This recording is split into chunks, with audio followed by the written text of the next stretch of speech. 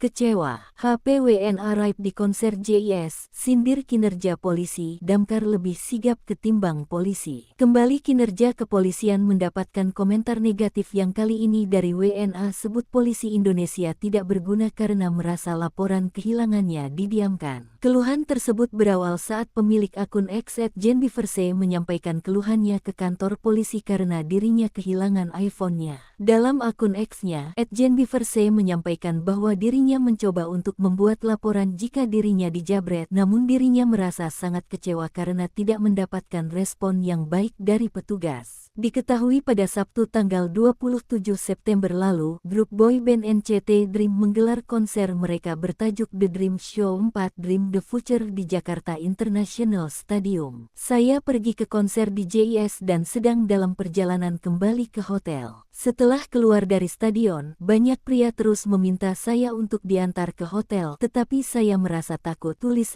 @jenbiverse. Saya segera keluar bersama teman saya dan mencari GrabCar, tetapi kami tidak mendapatkannya selama 30 menit. Jadi kami memutuskan untuk naik sepeda saja. Teman saya mendapatkan sepeda dan tiba di hotel sekitar pukul 23.30, tetapi saya baru mendapatkannya hampir tengah malam. Setelah mendapatkannya, saya khawatir supir itu akan membawa saya ke tempat lain. Jadi saya mengangkat ponsel saya setinggi mata untuk memeriksa peta. Kemudian, seorang pencuri dengan sepeda motor lain datang di samping saya dan merampas ponsel saya. Karena kehilangan handphone, maka @jenbiverse segera untuk membuat laporan kehilangan ke kantor polisi, namun dirinya mendapatkan respon yang tidak diharapkan. Maaf untuk mengatakan ini, tetapi polisi di Indonesia benar-benar tidak berguna, tulisnya. Saya sudah berada di kantor polisi selama 1 jam dan tidak ada satupun petugas yang datang untuk berbicara dengan saya. Bahkan polisi yang duduk di dekat saya hanya menonton film dengan tenang, tulisnya. Meskipun menyampaikan keluhannya,